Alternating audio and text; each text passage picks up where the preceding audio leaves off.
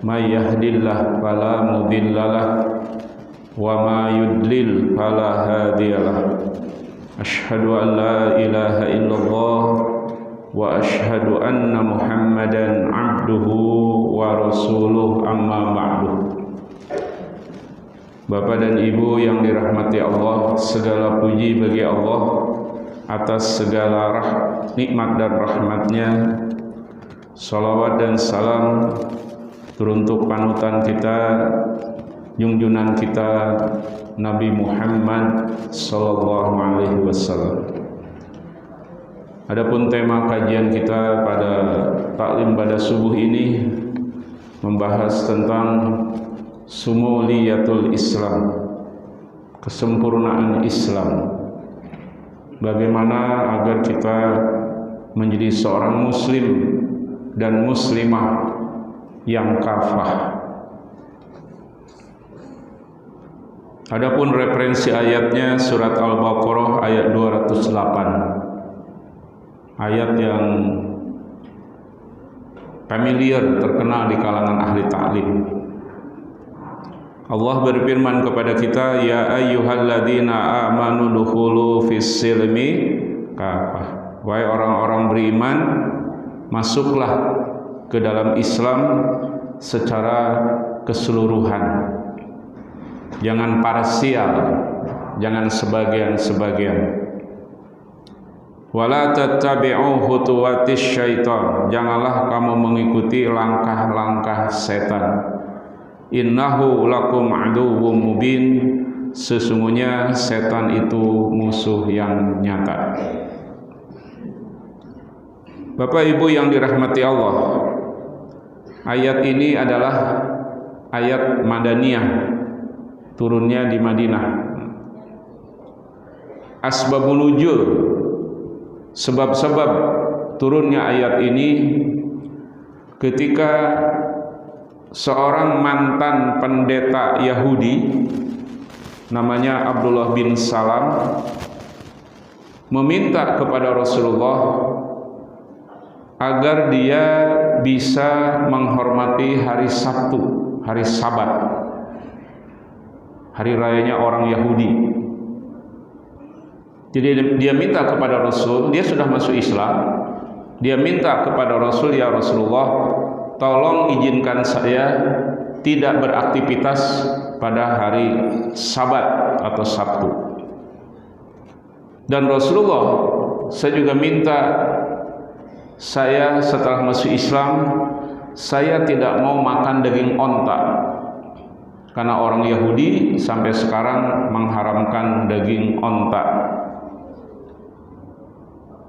Nah, dalam menjawab permintaan seorang mantan pendeta Yahudi ini, turunlah ayat ini, bahwa kalau sudah masuk Islam, tinggalkan semua ritual, tinggalkan semua kebiasaan sebelum Islam. Maknanya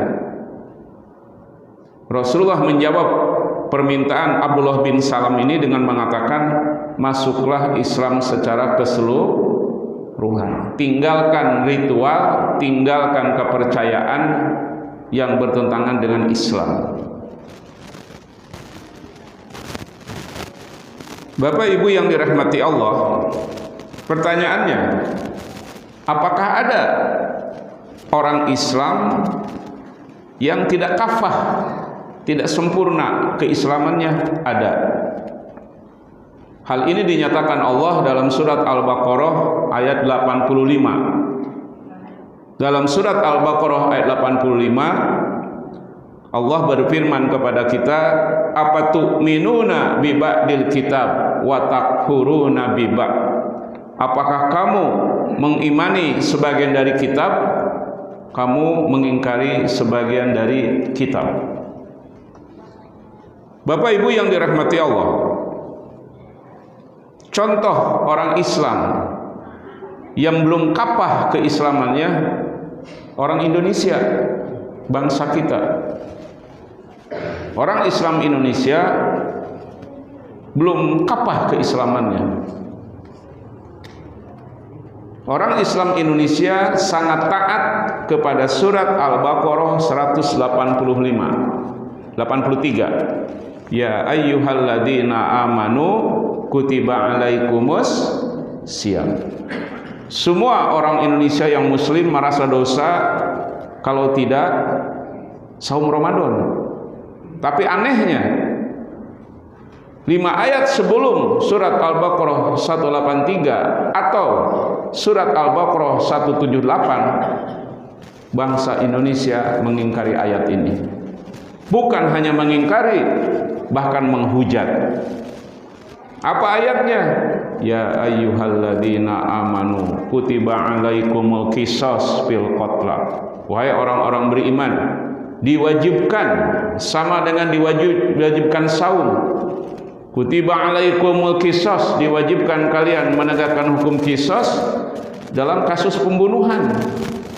Saya tanya ke Bapak dan Ibu, sampai pagi hari ini kita sudah melaksanakan ayat ini apa belum?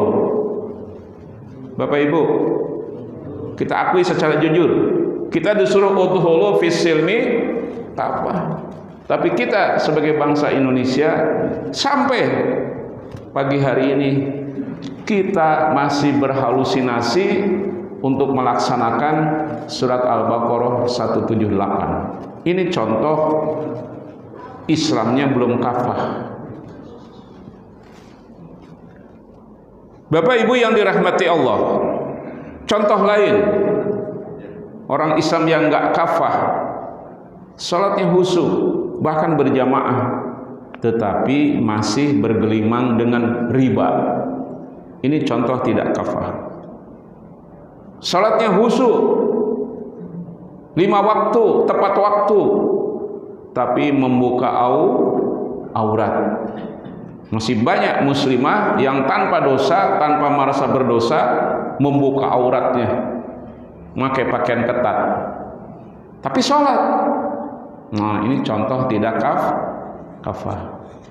Ngaku Islam, KTP Islam, nama Islam, dari keluarga Islam, tapi benci kepada syariat Islam. Ini contoh ya Islamnya belum kafah. Jadi ada yang menarik, Pak. Tadi kan saya bicara Abdullah bin Salam, tokoh Yahudi, ketua suku Bani Quraiqah. Ya, jadi Abdullah bin Salam ini ketua ya Yahudi Bani Quraiqah, ya kepala sukunya. Bahkan Abdullah bin Salam ini ahli Taurat yang sangat terkenal di Madinah. Jadi ketika Rasul hijrah dari Makkah ke Madinah, Abdullah bin Salam menemui Rasulullah dan menanyakan 3 hal kepada Rasulullah. Ya Muhammad, saya mau nanya 3 hal, kalau engkau bisa menjawab, saya akan masuk Islam, kata Abdullah bin Salam. Kata Rasul, silahkan. Pertanyaan pertama, ini sesuai informasi dari Taurat yang asli, ya Taurat yang asli, bahwa ciri Nabi yang terakhir itu bisa menjawab 3 pertanyaan ini. Kalau nggak bisa jawab, palsu dia, bukan Nabi terakhir. Pertanyaan pertama, wahai Muhammad, apa tanda hari kiamat? Ya, kata Rasulullah, tanda hari kiamat ketika manusia digiring oleh api dari timur ke barat. Yang kedua, ya Muhammad, apa makanan yang dimakan oleh makanan pertama yang dimakan ahli surga? Rasulullah menjawab berdasarkan wahyu dari malaikat Jibril, kata Rasulullah, makanan pertama yang dimakan ahli surga adalah hati ikan paus. Yang ketiga, kata Abdullah bin Salam, wahai Muhammad, kenapa seorang anak mukanya mirip ayah atau ibunya? Rasulullah langsung menjawab, seorang anak mukanya akan mirip ayahnya kalau sperma lebih cepat keluar. Kebalikannya, seorang anak mukanya akan mirip ibunya kalau set telur lebih cepat keluar. Ini pertanyaan ilmiah, manusia baru tahu abad ke-20. Akhirnya setelah jawaban Rasul benar, pada saat itu juga Abdullah bin Salam itu masuk Islam. Ini kisah menarik mengenai Abdullah bin Salam yang menunjukkan Rasulullah bukan manusia biasa, tapi manusia yang dibimbing oleh Allah. Bapak Ibu yang dirahmati Allah, menurut jumhur mufassirin, mayoritas ahli tafsir, supaya Islam kita kafah ada 5 syarat supaya Islam kita kafah. Syarat yang pertama adalah al-ilmu. Kita beragama harus dengan ilmu.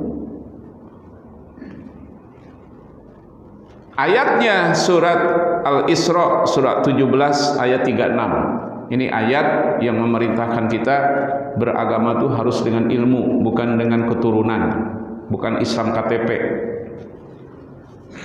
Allah berfirman kepada kita dalam surat Al-Isra ayat 36, wala takfu ma laisa laka bihi ilmun inna sam'a wal basara wal fuada kullu ulaika kana anhu mas'ula. Wala takfu, janganlah kamu mengikuti sesuatu yang kamu tidak tahu ilmunya. Dengan kata lain, jangan beragama tanpa ilmu. Inna sam'a, sesungguhnya pendengaran, wal basara dan penglihatan, wal fuada dan hati, kullu ulaika kana anhu mas'ula, semuanya akan dipertanya tanggung jawabnya. Jadi jumhur ulama sepakat surat Al-Isra ayat 36 adalah kewajiban bagi kita sebagai orang beriman, sebagai orang Islam, beragama harus dengan ilmu. Makanya Rasulullah mewajibkan kita thalabul ilmi itu sampai meninggal. Jadi Rasulullah menyuruh kita thalabul ilmi itu sampai kita meninggal. Dengan sabdanya, utlubul ilma minal mahdi ilal lahdi. Carilah ilmu dari buayan sampai liang lahat. Gak boleh berhenti. Oh Pak Ustadz, saya taklim sudah 10 tahun. Takut ilmu agama saya luber keluar. Wah, berhenti dulu dah Pak Ustadz. Gak boleh. Walaupun taklim sudah 50 tahun, tetap taklim sampai kita meninggal. Ya Bu? Gak boleh ibu bilang, Ustadz saya taklim sudah 20 tahun. Mau berhenti dulu Pak Ustadz, takut ilmu agama saya luber keluar. Kata Allah sendiri, kalau seluruh lautan dijadikan pena, ya, seluruh lautan dijadikan pena, tinta maaf, pohon dijadikan pena, ilmu Allah itu sangat luas. Jadi Pak, saya baru menemukan suatu hadis bulan lalu Pak, ya. Saya mondok dari kecil bertahun-tahun, terus saya kuliah dan dakwah, tapi saya baru menemukan hadis ini bulan yang lalu, Pak. Itu menunjukkan ilmu agama itu sangat luas. Apa kata Rasulullah?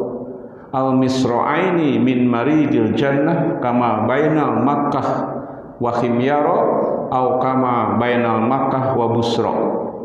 Ini saya menemukan bulan lalu, sahih hadisnya, Bukhari Muslim. Kata Rasulullah, sesungguhnya 2 sisi dari pintu sorga itu, jadi pintu sorga ada 2 sisi, kanan kiri, jarak antara 2 sisi dari pintu sorga kama baina al Makkah wa Himyara, seperti jarak antara Mekah dengan Himyar. Himyar itu di Bahrain. Aw, ada kata aw, atau kama bainal Makkah wa Busra, atau seperti Mekah dan Busra. Busra Basrah itu di Syria. Ini luar biasa Bapak Ibu. Rasul bersabda jarak antara 2 sisi pintu surga, antara Mekah dengan Himyar atau antara Mekah dengan Busra. Ternyata Bapak Ibu, 14 abad yang lalu belum ada Google Map, ya. 14 abad yang lalu belum ada satelit untuk mendeteksi jarak antara Mekah dengan Himyar dan Mekah dengan Busra. Ternyata setelah diketemukan teknologi Google Map, jarak antara Mekah dengan Himyar di Bahrain itu 1272 km. Yang luar biasa, Rasul kan dalam hadis ini bersabda, atau seperti antara Mekah dengan Basrah. Ternyata jarak antara Mekah dengan Busra itu sama apa jaraknya? 1272 km. Coba pakai logika sederhana. Dari mana Rasul tahu? Waktu itu belum ada teknologi untuk mengukur jarak antara kota, antara negara dengan satu yang lain. Tapi Rasulullah secara tepat dan akurat menjelaskan jarak antara Makkah dengan Himyar dan jarak antara Makkah dengan Busra itu sama. Sekali lagi ini menunjukkan Rasulullah bukan manusia biasa. Nah, jadi Bapak Ibu yang dirahmati Allah, syarat pertama agar Islam kita kafah, kita beragama harus dengan ilmu. Apa bahayanya kalau orang beragama tanpa ilmu? Apa bahayanya kalau orang Islam tidak mau thalabul ilmi, tidak mau mengkaji Quran dan Sunnah? Bahayanya pasti ibadahnya salah. Kenapa orang yang beragama tanpa ilmu pasti ibadahnya salah? Karena semua perintah Allah itu perlu ilmu. Betul gak Pak? Bapak bisa gak membagi zakat kalau Bapak tidak belajar fikih zakat? Gak bisa. Bisa gak ibu membagi waris kalau ibu tidak belajar ilmu faraid, ilmu waris? Bisa gak kita sholat dengan benar sebagaimana perintah Rasulullah, shollu kama ra'aitumuni usolli, sholatlah sebagaimana aku sholat? Kalau kita tidak belajar bagaimana sifat Rasulullah ketika sholat. Jadi kalau orang beragama tanpa ilmu, pasti dia ibadahnya salah. Karena semua ibadah perlu ilmu. Jadi kenapa travel haji dan umroh, kalau mau memberangkatkan jemaah umroh dan haji harus ikut manasik? Diwajibkannya ya, orang mau umroh dan haji ikut manasik, maksudnya apa? Karena umroh dan haji itu perlu ilmu. Umroh dan haji bukan jalan-jalan, harus ada ilmunya. Nah itu Pak ya. Jadi kalau orang, bahayanya kalau ada orang Islam tidak beragama tanpa ilmu, pasti ibadahnya banyak salah, pasti banyak melakukan bid'ah, khurafat dan tahayul. Merebaknya bid'ah, khurafat, tahayul di masyarakat karena minimnya masyarakat dalam memahami agama dengan benar. Setuju ya Pak? Setuju ya? Contohnya dari kecil saya juga sama, terbiasa kalau habis baca Quran membaca Shadaqallahul Adzim. Saya nanya Bapak Ibu, ada gak dasarnya dari Quran dan Sunnah? Tidak ada. Jadi ini akibatnya kalau orang beragama tanpa ilmu, pasti ibadahnya akan banyak salah. Man amila amalan laisa alaihil amruna fahuwa raddun. Barang siapa beramal bukan dari perintah kami, amal itu tertolak. Makanya ada 3 syarat utama diterimanya amal ibadah kita. Syarat yang pertama sihatun niyah, benar niatnya ikhlas. Syarat kedua adalah al-masyru'iyah, ada perintahnya. Ketika umat Islam melakukan suatu ibadah, ada gak perintahnya? Kalau gak ada, jangan. Coba Bapak Ibu sekali-kali di YouTube buka ceramahnya Ustadz Abdul Aziz. Ustadz Abdul Aziz ini mantan pendeta Hindu. Dia ceramah, sekarang jadi ustadz. Dia ceramah di YouTube bahwa perayaan tahlilan hari ketiga, hari ke-7, hari 40, hari ke-100 itu ada di 4 kitab Hindu.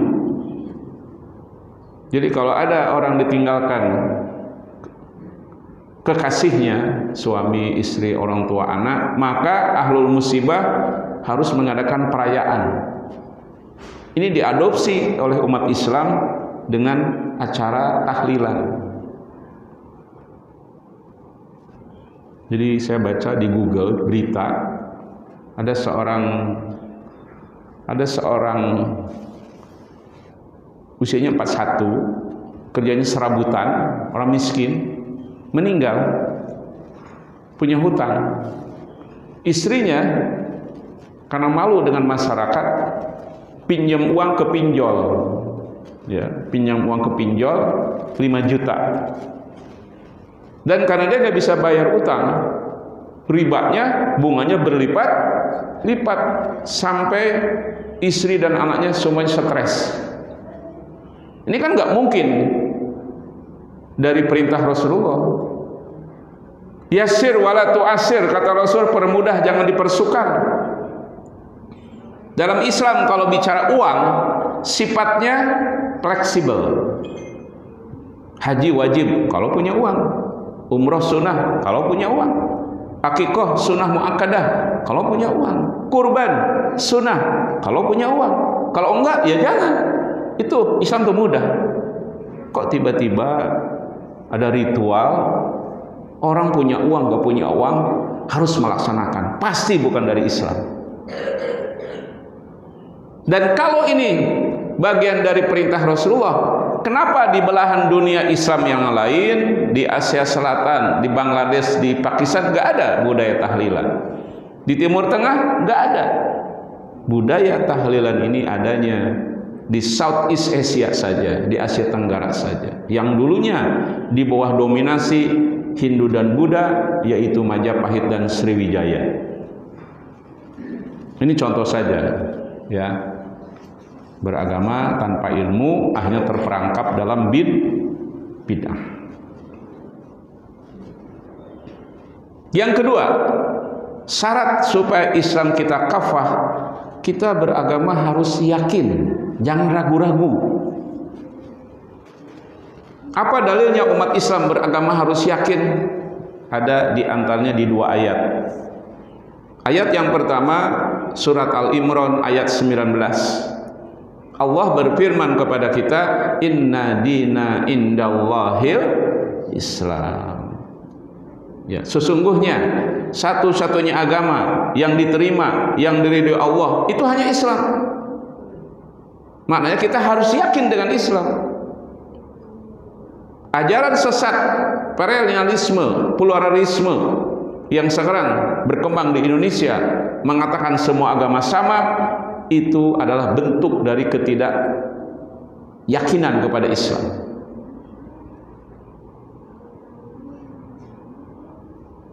Makanya apa nggak boleh kita, karena pengaruh ajaran pluralisme sekarang, pejabat itu kalau ceramah suka salam semua agama, itu nggak boleh dalam Islam. Salamnya assalamualaikum.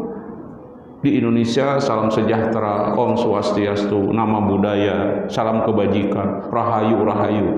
Karena bagi akidah kita, ya, orang kafir itu pasti celaka.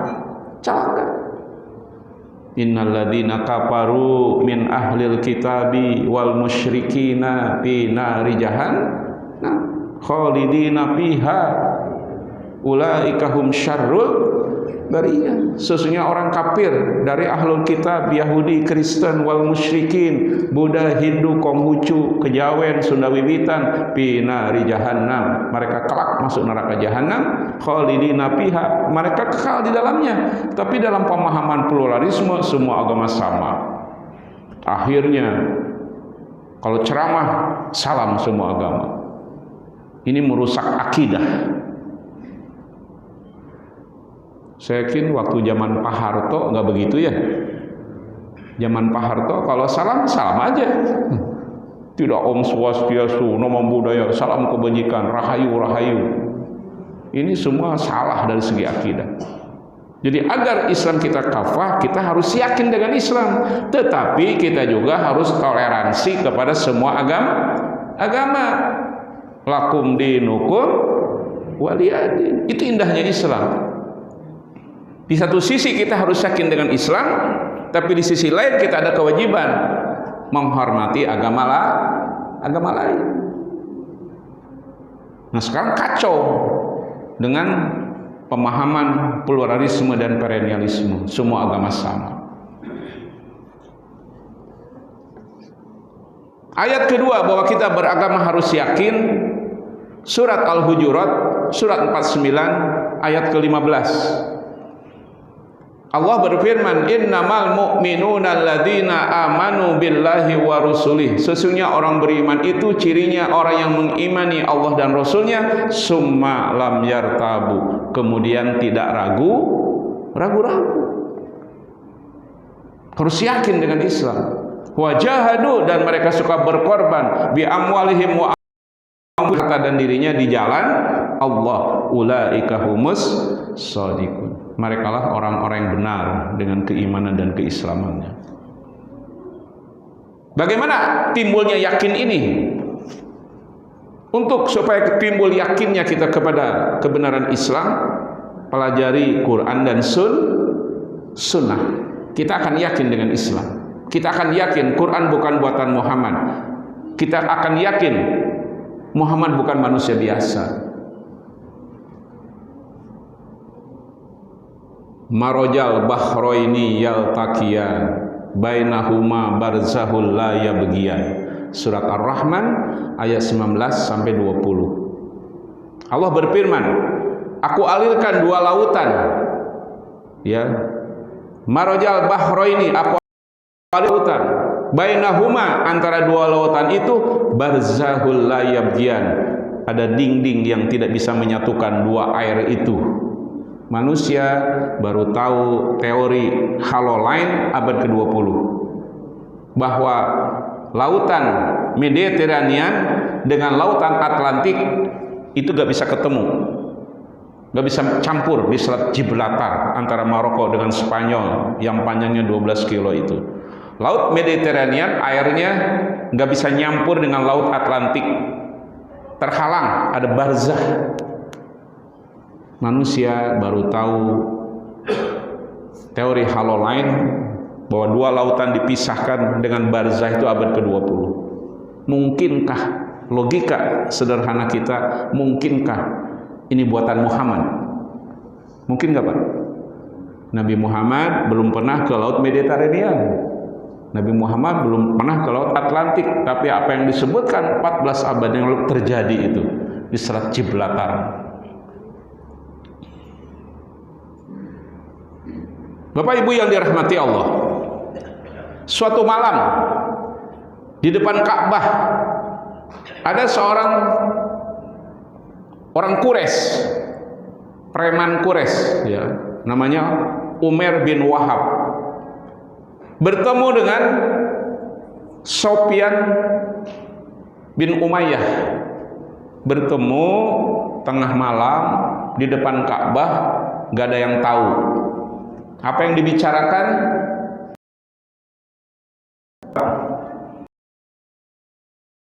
Kalau saya tidak punya hutang beban keluarga, saya akan pergi ke Madinah, saya akan bunuh Muhammad.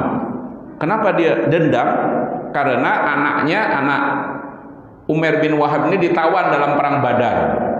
Jadi anaknya, anak Umar bin Wahab ditawan di perang Badar. Apa kata Sofwan bin Umayyah? Dia orang kaya. Wahai Umar, kalau begitu utang kamu akan saya bayar, ya. Utang kamu saya akan lunasi. Keluarga kamu saya akan tanggung. Syarat kamu besok pergi ke Madinah, kamu bunuh Muhammad. Kenapa didendam? Karena ayahnya terbunuh di perang Badar. Akhirnya besoknya Umar bin Wahab pergi ke Madinah. Sampai di kota Madinah, diketahui oleh Umar bin Khattab bahwa ini penjahat, ini musuh Islam. Ditangkap oleh Umar. Wahai Umar, apa tujuan kamu ke Madinah? Umar berbohong. Saya ke Madinah hanya pengen menebus anak saya. Akhirnya dibawa ke depan Rasulullah. Ya Rasulullah, ini Umar bin Wahab. Katanya mau ke Madinah, mau melepaskan anaknya yang ditawan. Apa kata Rasul? Dia bohong. Dia bohong, wahai Umar. Dia itu ketemu dengan Sofwan bin Umayyah tengah malam, dan dia dapat jaminan dari Sofwan bin Umayyah hutangnya akan dibayar lunas, ya, keluarganya akan ditanggung oleh Sofwan bin Umayyah dengan syarat dia mau membunuh saya. Dari mana Rasul tahu, Pak? Umar bin Wahab dengan Sofwan bin Umayyah bicara empat mata tengah malam, berdua rahasia. Tapi ketika Umar bin Wahab bohong di depan Rasul, Rasul bisa tahu, oh kamu bohong, kamu ketemu saya membunuh saya, kamu dapat imbalan, hutang kamu dilunasin, keluarga mau ditanggung oleh Sofwan bin Abdullah. Langsung Pak bersyahadat. Langsung Umar bin Wahab bersyahadat, meyakini ini bukan manusia biasa. Saya kok bicara dengan Sofwan bin Umayyah ini berdua tengah malam di depan Ka'bah. Kok manusia yang bernama Muhammad bisa tahu persis masuk Islam? Nah, jadi kalau kita mempelajari Quran dan Sunnah, kita akan yakin Quran itu wahyu. Kita akan yakin Muhammad bukan manusia biasa, manusia yang dibimbing oleh wahyu. Nah, Bapak Ibu yang dirahmati Allah, ada kisah yang menarik lagi, Pak. Mendengar cerita gak nih? Bu, mendengar cerita gak, Bu? Berarti masa kecil ibu gak bahagia ya. Kata ibu-ibu dijawab salah, gak dijawab salah. Dalam tahun 5 Hijriah, ini menunjukkan Rasul bukan manusia biasa, Pak. Tahun 5 Hijriah kan terjadi perang Khandaq, perang Parit, atau perang Ahzab, perang koalisi. Rasulullah dikepung oleh Yahudi, orang Quraisy, dan orang Arab yang baru masuk Islam, mengepung Madinah selama 47 hari. Dan Rasulullah gak bisa keluar dari Madinah, karena di sekitar Madinah sepanjang 8 kilo, waktu itu Madinah masih kecil. Saya pernah melihat itu bekas-bekas dari paritnya. Ya, Rasul gak bisa keluar, sehingga Rasul dan sahabat dalam keadaan kelaparan. Maka ada seorang sahabat namanya Abdullah bin Jabir. Rasul sedang kelaparan, di luar musuh sudah mengepung. Karena Abdullah bin Jabir melihat Rasul mengikat batu di perutnya, maka akhirnya dia punya inisiatif. Dia pulang ke rumahnya, bilang ke istrinya, Bu, di rumah ada makanan enggak? Rasulullah kelaparan. Kata istrinya, ada, hanya 1 kambing betina kecil dan 1 kantong gandum. Kata Abdullah bin Jabir, wahai istriku, engkau masak kambing kecil itu dan engkau jadikan gandum itu roti. Ya, akhirnya dimasak kambing kecil itu, gandum menjadi roti. Akhirnya Abdullah bin Jabir ketemu Rasul, berbisik, wahai Rasulullah, pergilah ke rumah saya, di rumah saya ada makanan, tapi jangan banyak-banyak yang datang, 2 orang aja, bawa sahabat 2 orang. Apa yang dilakukan Rasul? Ya, Rasul memanggil seluruh sahabat untuk datang ke rumah Abdullah bin Jabir untuk makan-makan. Kaget Abdullah bin Jabir, kan hanya untuk 2 orang. Ini sahabat yang menggali parit 1000 orang, mana cukup? Tenang, kata Rasulullah, wahai Jabir, kau pergi ke rumah, jangan dibuka ya penutup daging itu sebelum saya datang. Jadi Rasul bersama 1000 sahabat datang, kelaparan semua. Ya. Dan di depan tudung saji ya bahasanya ya. Di depan tudung saji dari daging itu Rasul berdoa. Ya. Apa yang terjadi Pak? Rasulullah membuka tudung saji daging itu, Rasul melayani sahabat 1000 orang, gak habis-habis. Ya, 1000 orang bisa makan dari kambing kecil dengan satu kantung gandum. Sampai ketika Rasul dan sahabat pulang, yang membuat Jabir bin Abdullah yakin Muhammad bukan manusia biasa, itu dagingnya masih ada. Ini hadis sahih, Pak. Nah, dengan kita mempelajari cerita dan kita yakin bahwa Rasulullah bukan manusia biasa, dan kita yakin Rasulullah itu Al-Quran itu wahyu. Dalam surat At-Tur, surat 52 ayat ke-6, Allah berfirman, ini banyak masuk Islam Pak, wal bahril masjur, dan di kedalaman lautan itu ada api yang menyala. Bapak tahu gak Pak, tahun berapa manusia meyakini kebenaran ayat ini? Tahun 2009. Setelah diketemukan alat untuk menyelam ke ribuan dasar laut, akhirnya tahun 2009 diketemukan ada gunung api di bawah laut. Ada api yang menyembur, nggak padam walaupun di bawah dasar laut.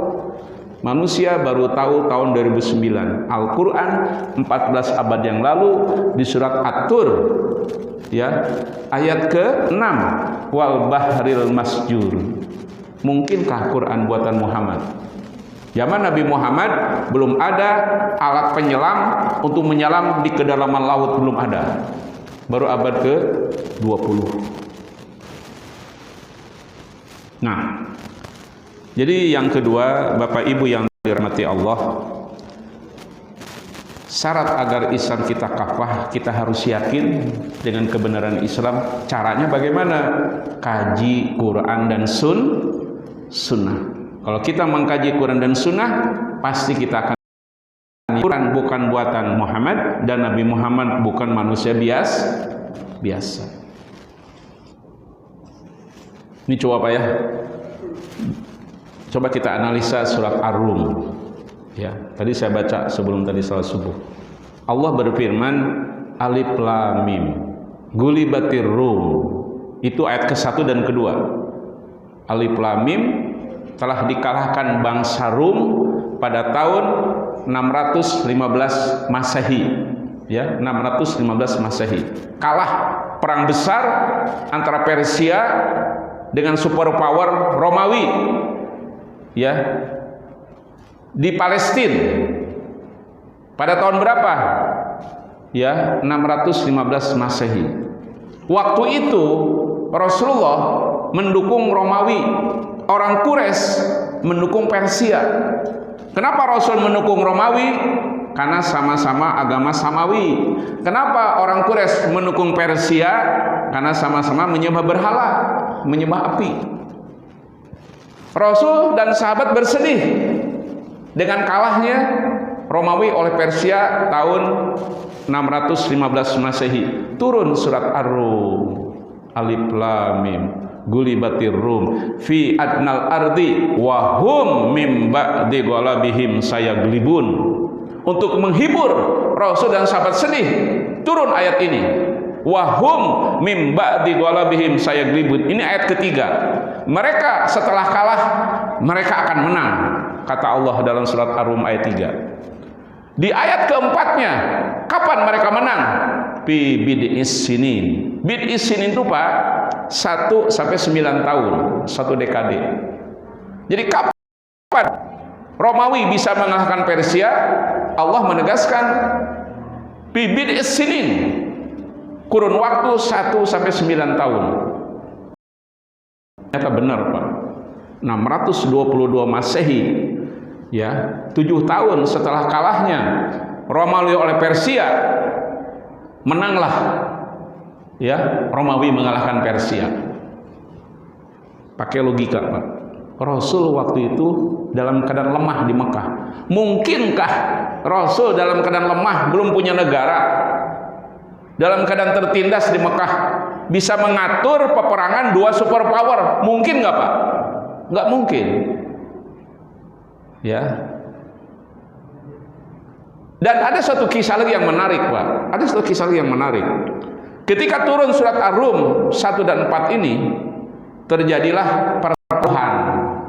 Waktu itu pertaruhan masih boleh antara Sayyidina Abu Bakar dengan Ubay bin Khalaf. Kata Ubay bin Khalaf, wahai Abu Bakar, sekarang kita bertaruh.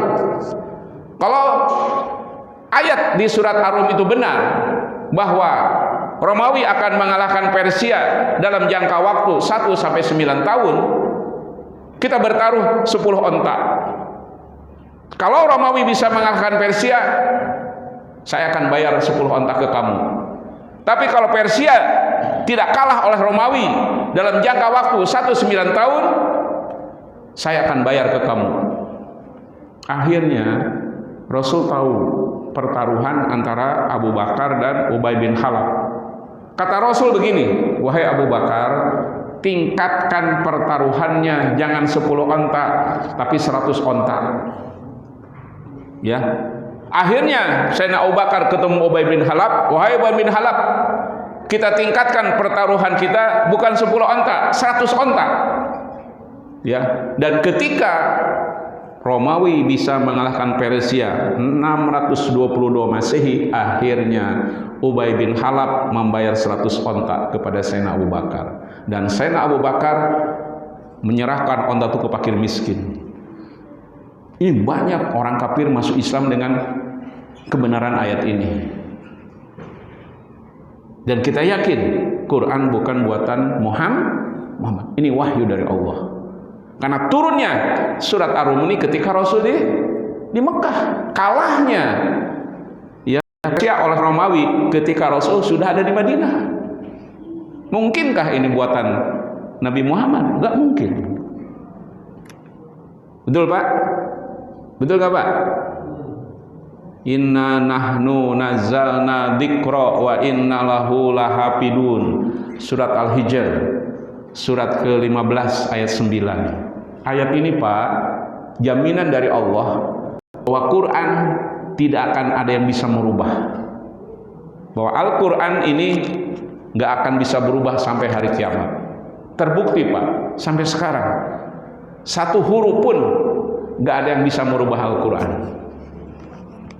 Benar, Pak. Coba Bapak baca buku terbitan tahun 30-an. Saya pernah membaca buku diterbitkan tahun 30-an, judulnya Tenggelamnya Kapal Panderwick oleh Buya Hamka, itu novel ya. Itu bahasanya, Pak, susah dipahami karena memakai bahasa Melayu klasik. Ya, bahasa itu kan berubah, Pak ya. Seperti fashion, baju kan berubah terus. Tapi ada satu kitab suci yang bahasanya gak pernah berubah, dan gak ada manusia sampai sekarang bisa merubah Quran, Al-Quran.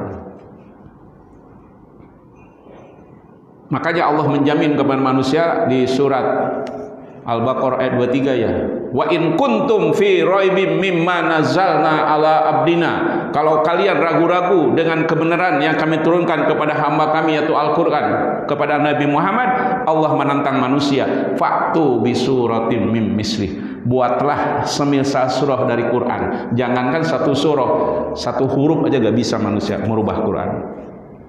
Itu kebenaran surat Al-Hijr ayat 9. Ada pendakwah dari Amerika namanya Yusuf Estes ya.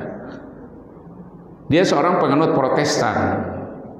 Jadi kan mayoritas orang Amerika itu Protestan karena mereka korban persekusi di Eropa.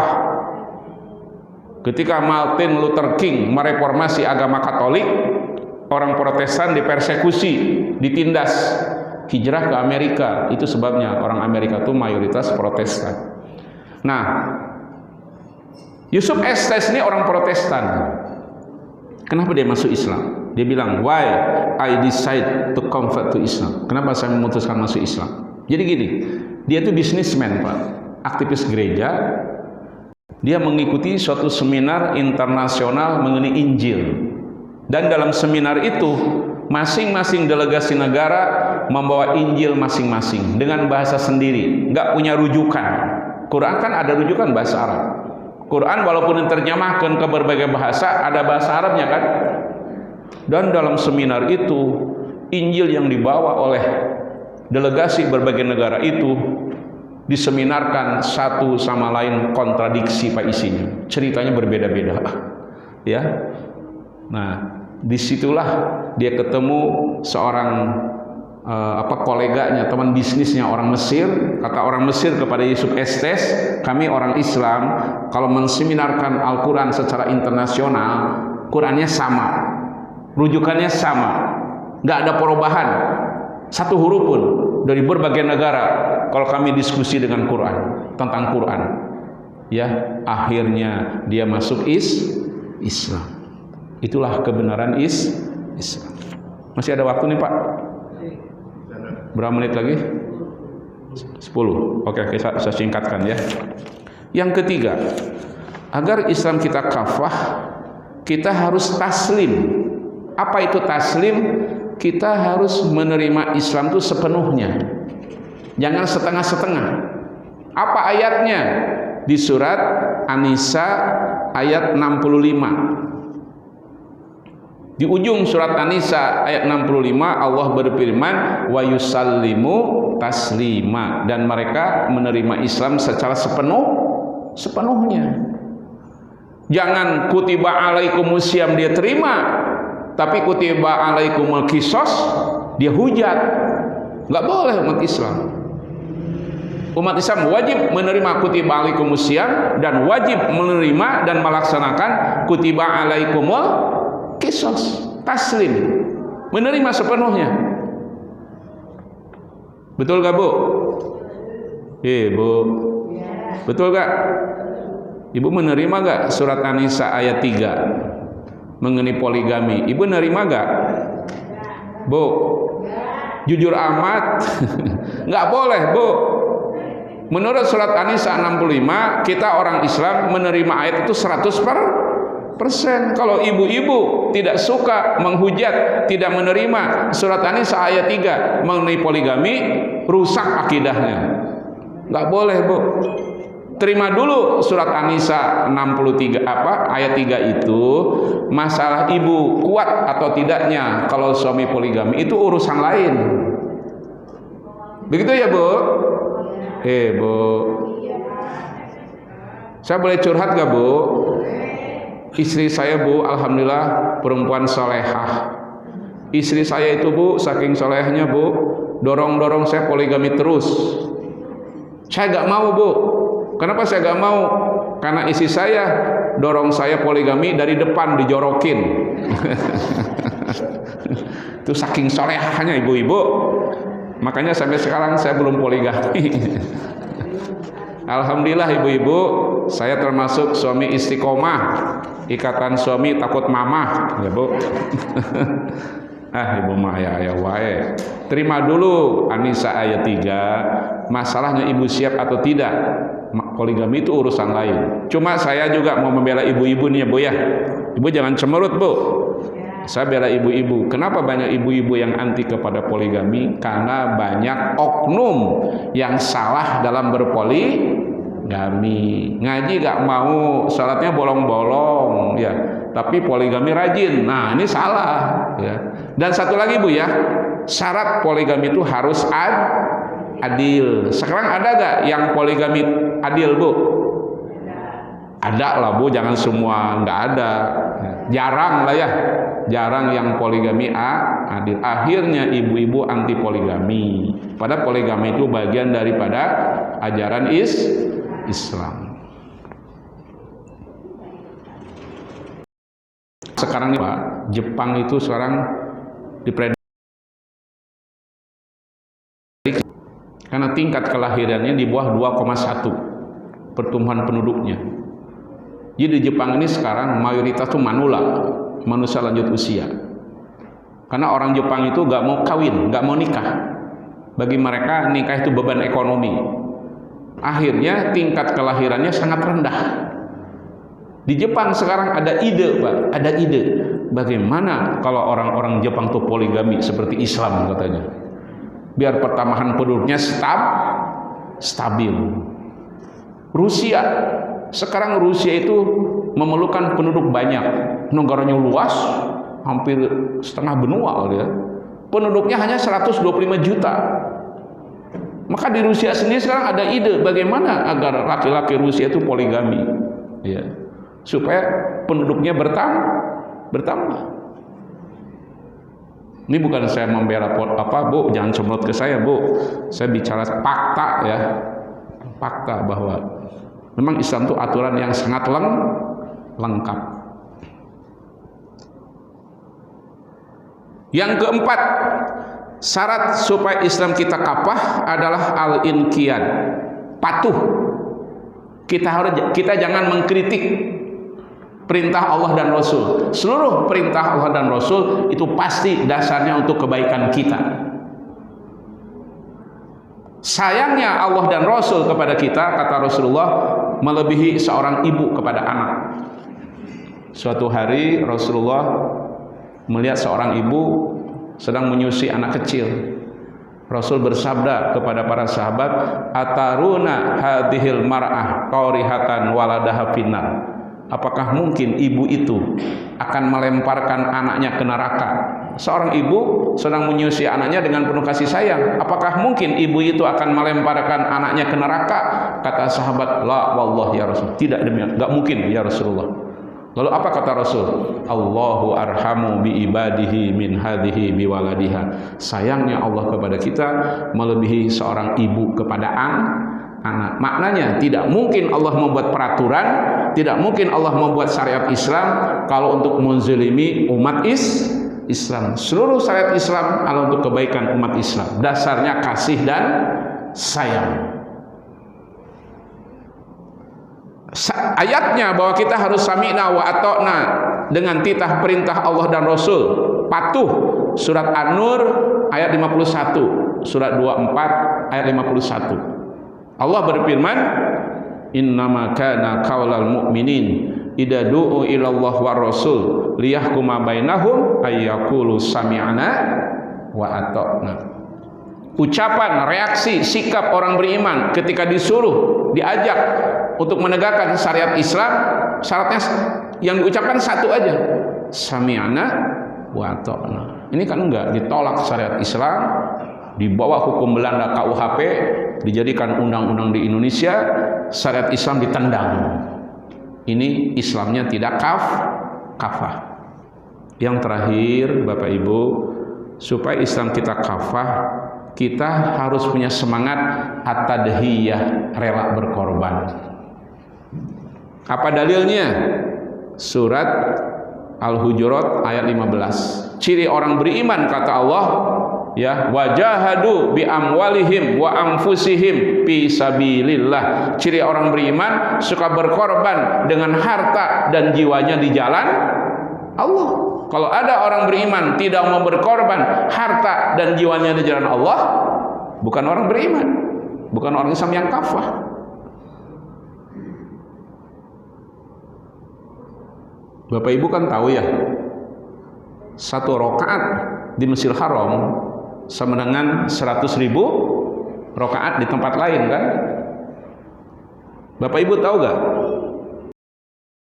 Orang hamba Allah bisa mendapatkan 100.000 rakaat ternyata kalau dia sholatnya selama 267 tahun.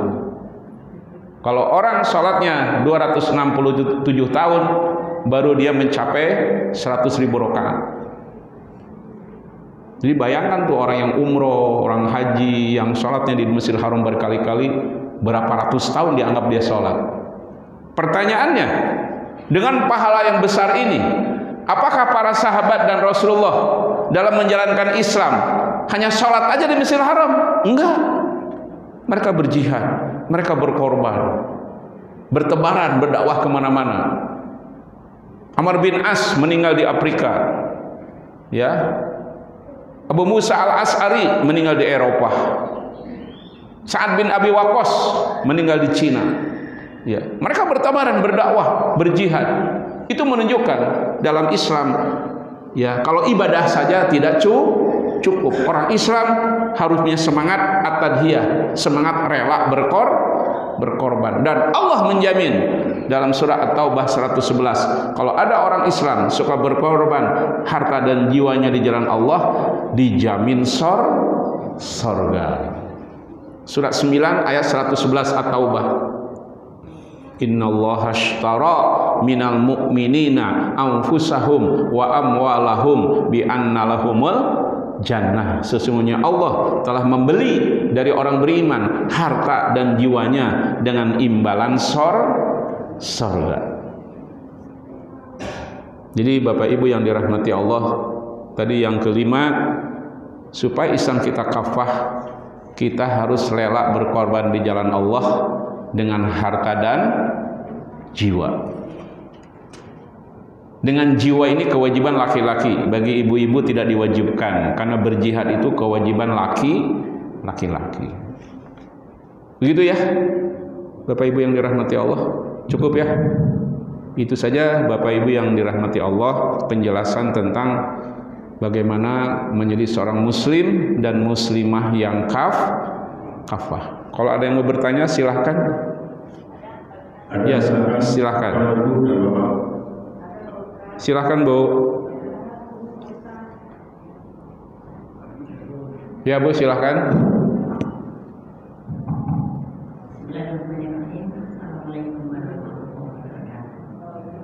Waalaikumsalam. Surat An-Nisa ayat 34. Pasti kau tidak tahu. Kaum laki-laki itu adalah pemimpin dari kaum wanita. Selain karena Allah telah melebihkan sebagian mereka laki-laki atas sebagian yang lain dari wanita. Dan karena mereka laki-laki telah menafkahkan dari harta mereka, sebab itu maka wanita yang memelihara, yang taat dan pada suami. Ini maksudnya ini gimana Pak Ustaz? Yang disebut kowal itu seperti apa